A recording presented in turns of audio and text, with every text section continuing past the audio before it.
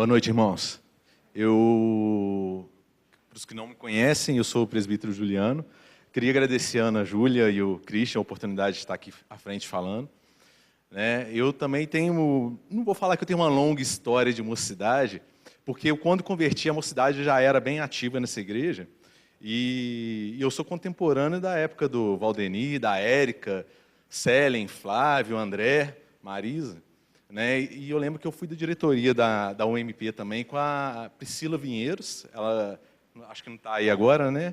A Priscila, o Luiz Fernando, o Wallace.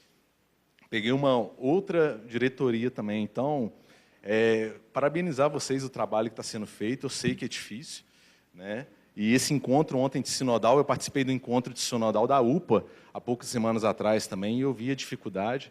E parabenizar vocês pelo trabalho que está sendo feito. E eu sei que quando é na nossa casa é mais complicado ainda, né?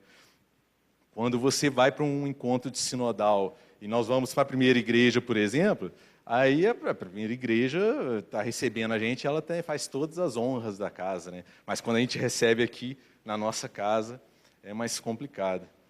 Eu convido os irmãos a abrir as nossas Bíblias lá no primeiro livro, primeira epístola de Pedro.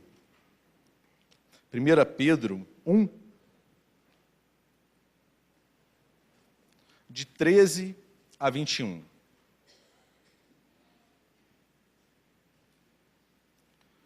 Primeira Pedro 1, de 13 a 21.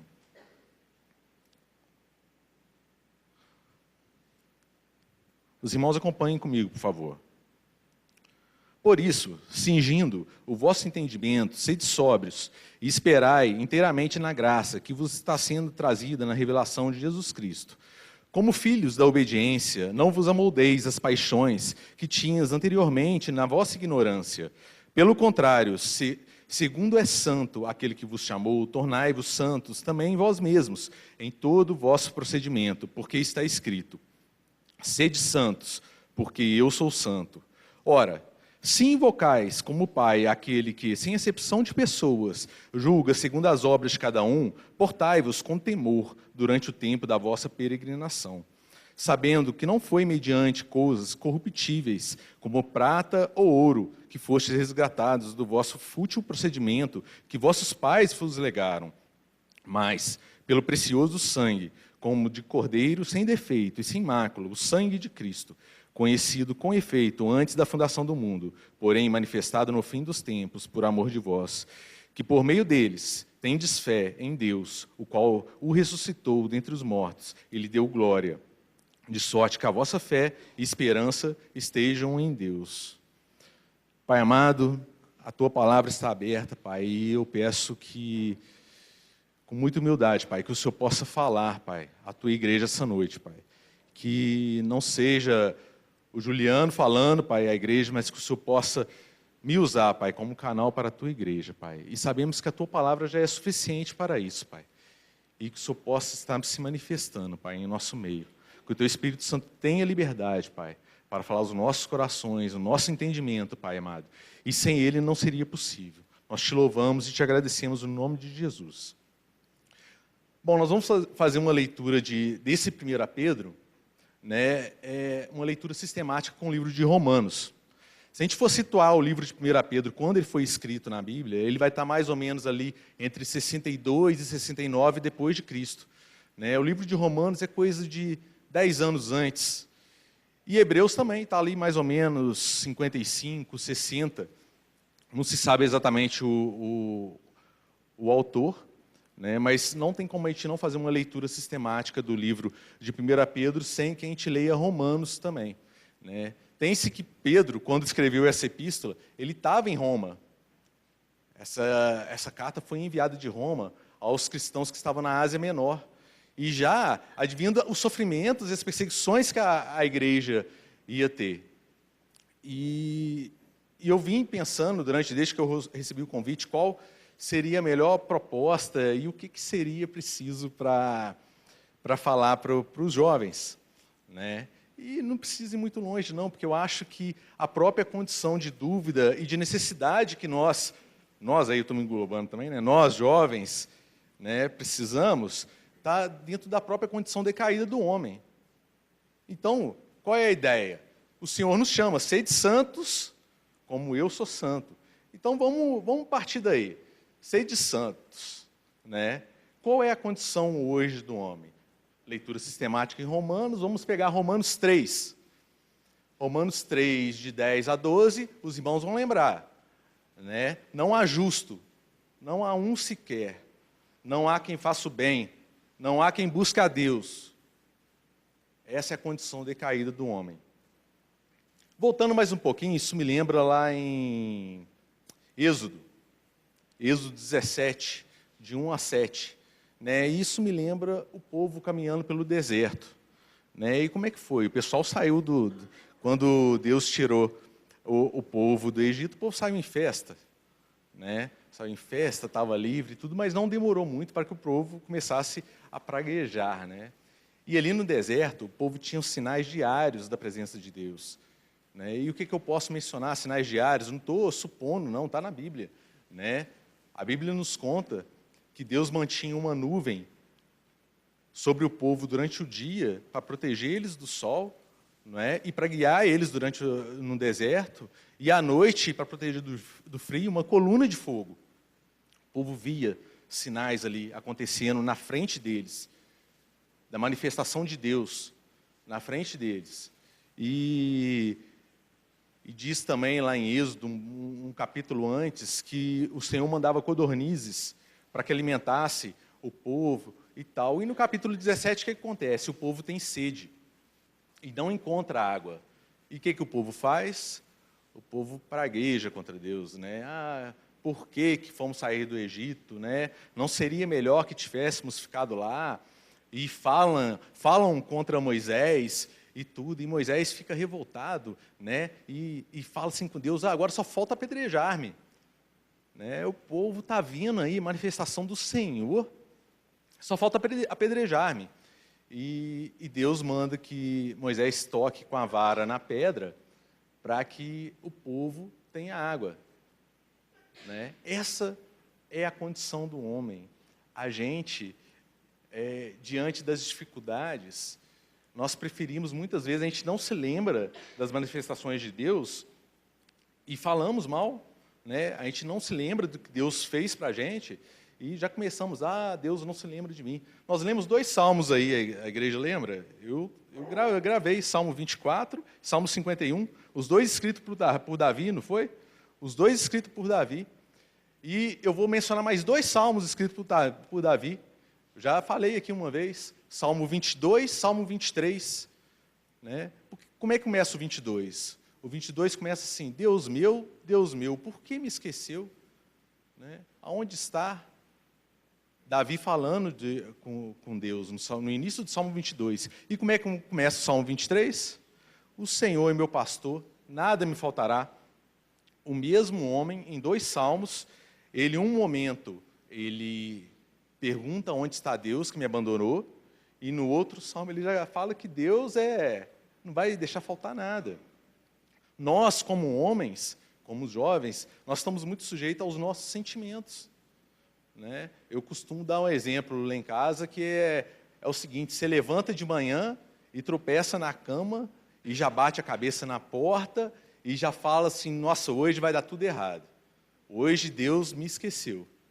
Né? Mas, em compensação, você levanta no dia seguinte, e está um dia maravilhoso, e está tudo certo, e a mãe preparou alguma coisa legal, vai acontecer, né? Estou profetizando. Aí fala assim: nossa, mas Deus me ama. Deus não se esqueceu de mim. Nós estamos muito sujeitos aos nossos sentimentos, né? Nós damos mais créditos ao que sentimos ou do que ao que Deus promete, do que Deus faz. Então, eu estou sentindo sede, Deus esqueceu da gente. A gente deveria ter ficado no Egito. Né? Não me lembro dos fatos, me apego ao sentimento. Não me lembro das promessas de Deus, da terra que mana leite e mel. Não me lembro de todas as promessas que Deus fez. E com isso nos faz buscar outras coisas. Já que Deus não está sendo suficiente, Deus não está sendo um bom Deus, né? Não é isso que eu estou falando? A partir do momento que eu falo que eu estou praguejando contra Deus, que eu estou me rebelando contra Deus, o que acontece? Eu não estou falando que Deus não está sendo um bom Deus, né? Eu estou querendo ensinar Deus a ser Deus. Né? E a gente começa a buscar a satisfação em outras coisas. Né? O povo no deserto, quando Moisés subiu para orar, e estava demorando demais, o que o povo fez? Vamos fazer um bezerro de ouro, porque ele nos tirou da terra do Egito. Né? Buscaram satisfação em outras coisas. Né? E assim somos nós também. Né? Muito comum a gente falar, ou ouvir alguém falando que sentimos um vazio no coração. Não é? Vocês já ouviram essa expressão? Muitas vezes o pessoal fala, estou sentindo um vazio, né, no coração. E tudo. E esse vazio, o que é? Quando o homem se rebelou contra Deus lá no jardim, né, e Deus expulsou o homem do jardim, criou-se um vácuo no coração do homem, porque o homem se rebelou contra Deus. E aí o homem, desde então, vem procurando satisfazer, preencher esse espaço no coração com outras coisas. Né? Vem procurando preencher esse espaço com drogas, com bens, com o trabalho, com satisfação pessoal, com profissão, com N coisas, né? Então, em determinado momento, eu estou sentindo ao sentimento de novo, né? Eu estou sentindo um vazio muito grande e vou tentar preencher ele. Vou tentar preencher ele como? Vou arranjar um namorado, quer dizer, namorada, né? Vou arranjar uma namorada e ela é tudo que eu estou precisando, é arranjar uma namorada e aí eu vou ser feliz, né? Arranja a namorada, mas o vazio continua, porque esse vazio só pode ser preenchido por Deus. E aí eu continuo vazio, então agora o que eu preciso é um trabalho. Né? Então eu vou arranjar um trabalho e aí eu vou ter a plena satisfação. Mas eu arranjo o trabalho e o meu coração está satisfeito? Não está satisfeito. Essa é a condição do homem. Agora vamos ver a condição de Deus. Nós já vimos que o homem está numa condição caída. Né? Ele nos chama para sermos santos. Mas nós estamos numa condição caída. Agora vamos ver a condição de Deus. Deus é santo. Né? E isso é inegável. Deus é justo. Ele odeia a injustiça. E a santidade de Deus incomodou o povo no deserto também. A ponto do povo já não querer mais ficar na presença de Deus. E mesmo quando já na terra prometida, mesmo diante do cumprimento da promessa de Deus, eles preferiram que tivesse um rei, um homem, a comandá-los, do que o próprio Deus a comandá-los.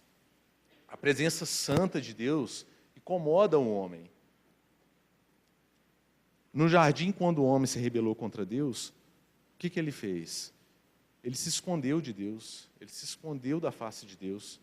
Ele achou que talvez, não sei, resolveria o problema se escondendo de Deus, mas isso nós fazemos também, não é? O salmista mesmo, se a gente continuar lendo o Salmo 51, a gente vai encontrar lá para frente que ele fala até dos pecados, da multidão de pecados que ele comete, né? E essa é a condição do homem frente a Deus. A gente tem problema, vamos dizer no popular, né? Nós temos problema com a santidade de Deus, porque nós somos imperfeitos e não conseguimos alcançar a santidade de Deus. Então, como fazer? Como seremos santos se nós estamos numa condição decaída e não conseguimos nos aproximar da santidade de Deus? E Deus sabia desse problema. Né? Deus sabia desse problema. Qual foi a solução que Ele deu? Foi enviando seu próprio Filho, Jesus, para nós. E olha lá, vamos voltar lá no livro de 1 Pedro. Quando ele fala, sede santos porque eu sou santo. E quer saber uma curiosidade? Essa menção que Pedro faz, sede santo porque sou santo, está em Levítico 11. Quer dizer, o povo estava no deserto quando Deus chamou o povo a ser santo. Tá? Então, Jesus Cristo é o link. Jesus Cristo é a ponte entre a condição decaída do homem e a condição santa de Deus. Sede santos, porque sou santo. Ora, se invocais como Pai aquele que, sem acepção de pessoas, julga, segundo as obras de cada um, portai-vos com temor durante o tempo da vossa peregrinação, sabendo que não foi mediante coisas corruptíveis, como prata ou ouro, que fostes resgatados do vosso fútil procedimento, que vossos pais vos legaram, mas pelo precioso sangue, como de cordeiro sem defeito e sem mácula, sangue de Cristo. Nós, na nossa condição, jamais conseguiríamos nos redimir dos nossos pecados, como diz aí, nem com ouro, nem com prata, jamais conseguiríamos estar santos diante de Deus. Somente através de Cristo Jesus. Né? E eu gosto muito de uma comparação, porque aí eu falo que eu tenho a mesma profissão de Jesus, né? Já que Jesus é advogado fiel, né, eu costumo falar que eu tenho a mesma profissão, então. E consigo. E outro dia eu trouxe isso para o outro lado, porque normalmente a gente fala assim, Emanuel também, né? É a mesma profissão de Jesus. Eu costumo falar que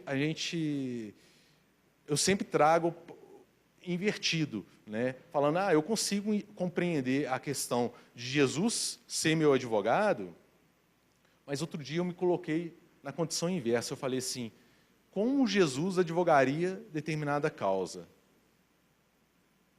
Complicado, porque Jesus era perfeito, e nós, né, na nossa condição de caída, somente através de Cristo Jesus. Olha o que diz lá em Romanos 8.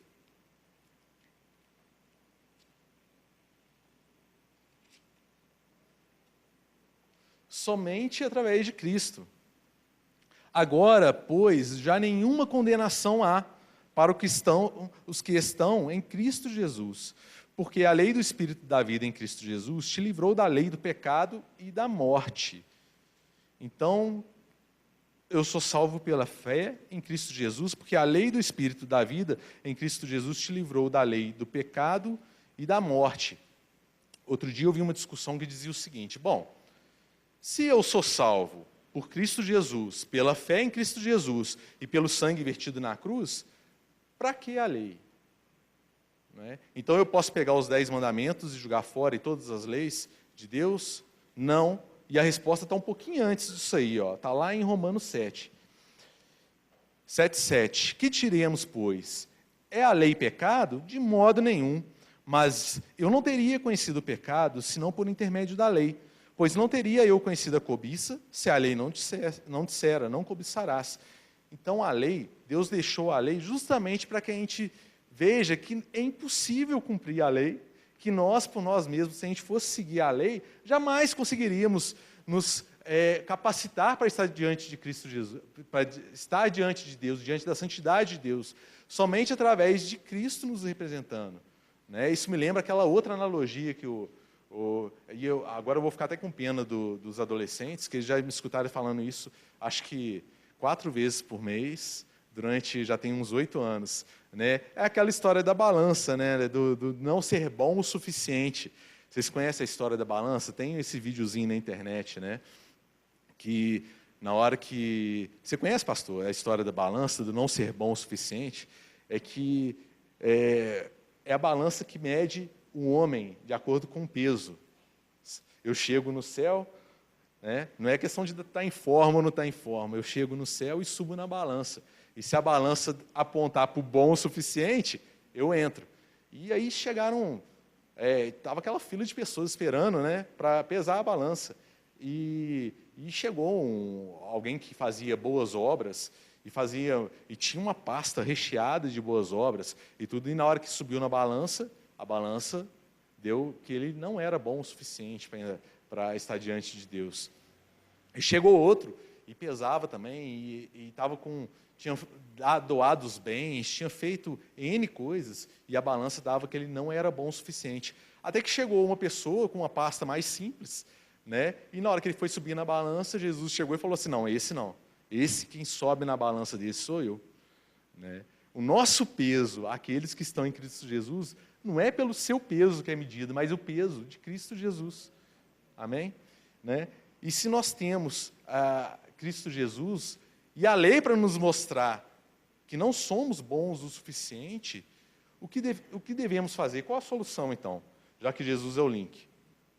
Primeiro, aceitar Jesus como o único e suficiente Salvador. Né? O próximo passo seria fazer como Jesus faria. Teve um pastor nosso uma vez que mencionou o seguinte, que ele foi procurado por uma pessoa que já havia buscado a solução desse vazio existencial, a solução para a remissão de pecados em várias religiões. Já havia procurado no espiritismo, catolicismo, hindu, budismo e várias coisas, e agora estava procurando na Bíblia. E foi conversar com o pastor. E falou assim, mas vocês, evangélicos, creem fielmente que o que está aqui na Bíblia é a palavra de Deus, é ensinamento de Deus para vocês? Vocês creem nisso? E ele falou, sim, cremos. É a palavra de Deus. Mas por que essa dúvida? Ele falou assim, porque se eu tivesse essa convicção e tivesse certeza disso, eu leria a Bíblia de noite e de dia. E leria o tempo inteiro.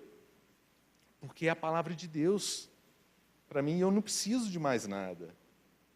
Então, uma das soluções, além de aceitar Jesus como o único e suficiente Salvador, fazer como Jesus faria, é você ter conhecimento, buscar esses ensinamentos de Jesus.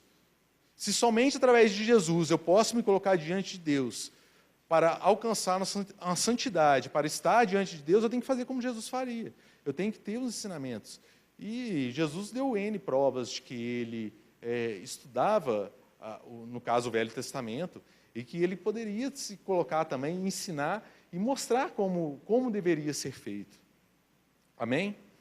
E eu não vou me alongar muito não, porque a semana passada, nós fizemos um teste, um exercício, né, na sala dos adolescentes, em que o pessoal fazia comentários sobre o que achava e tal, né, os talentos, e entre os talentos que eu recebi foi o de falar demais, né, de falar demais foi vários. Falar demais, ser complicado, e eu recebi vários, então não vou me alongar demais, não. O que eu queria deixar de mensagem para a igreja é isso. Né? Não é possível, Deus nos chama para sermos santos, para nos colocarmos diante deles com santidade. Né? E nós temos que fazer isso, nós temos que buscar santidade. Eu vejo esses trabalhos da EA muito interessantes, né? Porque vocês estão analisando, vocês estão trazendo situações cotidianas, situações que se colocam diante de vocês, jovens, né? E o que Jesus faria, não é isso? E vocês analisam o que Jesus faria, como devemos nos portar diante dessas situações. E o caminho não é outro, a não ser a gente analisar como Jesus faria. E eu quero deixar isso para a igreja. Nós temos que estudar a Bíblia, nós temos que orar buscando a Deus, nós temos que ter o coração aberto e saber que esse vazio que os homens sentem no coração só pode ser preenchido por Deus, só pode ser preenchido através de Jesus, não há outro. Por mais que você queira ter essa satisfação com outros deuses, com outras coisas, não vai conseguir, porque somente esse espaço ele é preenchido certinho com Deus. Amém? Eu, mais uma vez, agradeço a oportunidade e desejo aí toda a sorte, que Deus continue abençoando o trabalho de vocês.